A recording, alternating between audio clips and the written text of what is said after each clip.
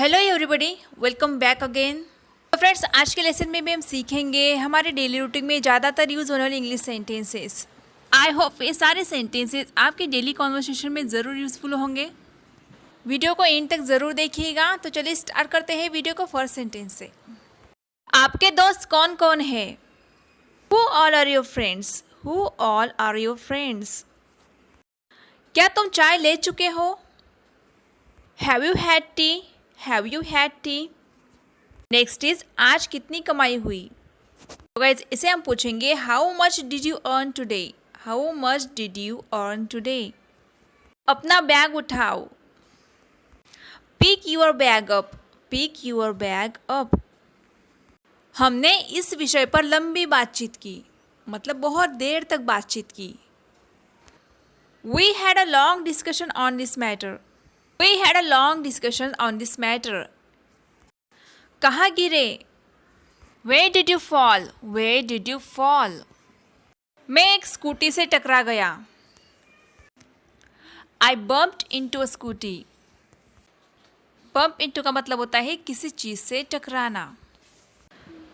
तुम तो बहुत बुरी तरह से घायल हुए हो। You are badly injured. आगे से ध्यान रखना। Be careful from now on. Be careful from now on. अगला सेंटेंस है गाइज हमारा। कई बार हम ऐसे बोलते हैं ना, जब ट्रेन में या फिर बस में बहुत ज़्यादा भीड़ होती है, ट्रेन या बस बहुत ज़्यादा पैक होती है, तो हम बोलते हैं कि ट्रेन ठसाठस भरी हुई थी लोगों से। तो इसे हम इंग्लिश में कुछ ऐसा बोल सकते हैं, the train was packed. The train was packed. Next one is अगर खाना खा लिया हो तो पढ़ाई करो। If you have eaten food then study. If you have eaten food then study. मैं तुम्हें देख रही हूँ। I am looking at you. I am looking at you. या फिर मेरी नज़रें तुम पर है, तो इसे हम बोलेंगे my eyes are on you. My eyes are on you. ज़्यादा चालाकी मत करो। Don't be too smart. Don't be too smart. मैं सुन रही हूँ। I am listening. I am listening. मैं मजाक लग रहा है। You find it funny. You find it funny. इसमें कौन सी बड़ी बात है? What is the big deal in this? What is the big deal in this? यह कहना आसान है पर करना बड़ा मुश्किल है। It is easier said than done. It is easier said than done. आप हमेशा यही कहते हो। This is what you always say. This is what you always say. बात और भी बढ़ सकती है। The matter can take serious turn. The matter can take serious turn. अब सब तुम्हारे ऊपर है। Now all is on you. Now all is on you. मैंने व्हाट्सएप पर एक नया ग्रुप बनाया है। I have created a new group on WhatsApp. I have created a new group on WhatsApp. जब हमारे घर में एक सिलेंडर ख़त्म हो जाता है तो हम बोलते हैं ना, ये सिलेंडर निकाल के दूसरा सिलेंडर लगा दो। तो इसे हम इंग्लिश में कुछ ऐसा बोलेंगे, install the another cylinder. Install the another cylinder. अगला सेंटेंस है गाइज हमारा, आज का सारा डेटा यूज़ हो गया है। Today's entire data is used up. Today's entire data is used up. Use up का मतलब होता है गाइस समाप्त हो जाना, पूरा का पूरा यूज़ कर देना। नेक्स्ट वन इज कुछ देर तक बाहर रुको। Wait outside for a while. Wait outside for a while. कपड़े धुलवा दो। Get the clothes washed. Get the clothes washed. मैं उसे सुला रही हूँ। I am making her sleep. I am making her sleep. अगला सेंटेंस है, राज ने मुझे पापा से झूठ बुलवाया। मतलब राज ने मुझे पापा के सामने झूठ बुलवाया। तो गाइज ये सेंटेंस कुछ ऐसा बनेगा, Raj made me lie to the papa. Raj made me lie to the papa. अगला सेंटेंस है गाइज हमारा, मैंने उसे सबक सिखाया। I taught him a lesson. I taught him a lesson. मुझसे एक गलती हो गई। I made a mistake. I made a mistake. अगला सेंटेंस है गाइस, मुंह क्यों बना रहे हो। ऐसा हम कई बार बच्चों को बोलते हैं, तो इसे इंग्लिश में बोला जाता है why are you making faces, why are you making faces. सिर्फ गप्पे मत लड़ाओ,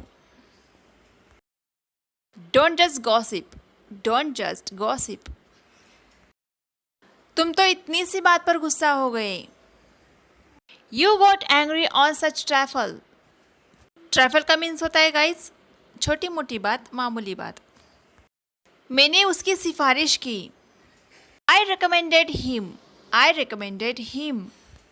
अगला सेंटेंस है गाइस हमारा, मम्मी ने मुझे पढ़ना सिखाया, mummy taught me to read, mummy taught me to read. यह क्या तरीका हुआ, what is this way, what is this way. Next one is कीमतें घटने वाली है, मतलब कीमतें कम होने वाली है। The prices are going to fall down. The prices are going to fall down. Next is यह रोटी कच्ची है, This chapati is undercooked. This chapati is undercooked. इसका कोई अंत नहीं है, There is no end to it. There is no end to it. अपनी जगह पर वापस जाओ, Go back to your seat. Go back to your seat. या फिर यहाँ पे प्लेस भी बोल सकते हो, Go back to your place. वो अपने मर्जी का मालिक है, He has his own ways. He has his own ways. मेरी दादी एक कान से बहरी है, My grandmother is deaf in one ear. My grandmother is deaf in one ear. या फिर ऐसा बोलना हो कि मेरे दादाजी थोड़ा कम सुनते हैं, या फिर मेरे दादाजी को थोड़ा कम सुनाई पड़ता है। तो गाइस इसे हम बोलेंगे my grandpa is hard of hearing, my grandpa is hard of hearing. उसे पहले अपनी बात कह लेने दो, let him say first, let him say first. कई बार गाइज हम ऐसा बोलते हैं ना कि काम ही पूजा है, तो गाइज इसे हम बोलेंगे work is worship, work is worship. Next sentence is मुर्गा बनो, क्राउच लाइक अ चिकन, क्राउच लाइक अ चिकन। क्राउच का मतलब होता है गाइज दुबक के बैठना या झुकना। मैं वहाँ कभी नहीं गई हूँ, I have never been there, I have never been there. उसे आशीर्वाद दीजिए, Bless him, bless him. खूब खुश रहो, ऐसा आशीर्वाद देते हैं ना बड़े बुजुर्ग। तो इसे हम इंग्लिश में बोलेंगे Be very happy, be very happy. Next is मुझे फुर्सत नहीं है, That means मेरे पास फ्री टाइम नहीं है, I don't have leisure time. I don't have leisure time. Leisure time का मतलब होता है गाइस खाली समय, फुर्सत का समय, जिसे हम स्पेयर टाइम भी बोलते हैं। उसने क्या गलत किया है, What wrong has he done? What wrong has he done? तुम उसके पीछे क्यों पड़े हो, Why are you after him? Why are you after him? अच्छा हुआ पीछा छूटा, good riddance, good riddance. Riddance का मतलब होता है गाइस छुटकारा, मुक्ति। अगला सेंटेंस है मुझे चक्कर आ रहे हैं, I am feeling giddy, I am feeling giddy. अगला सेंटेंस है वो उससे तंग था, He was sick of him. He was sick of him.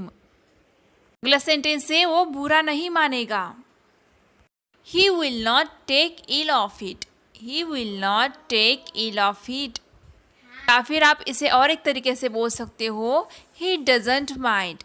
He doesn't mind. अगला सेंटेंस है गाइज हमारा मेरी दाई आँख फड़क रही है, My right eye is twitching. My right eye is twitching.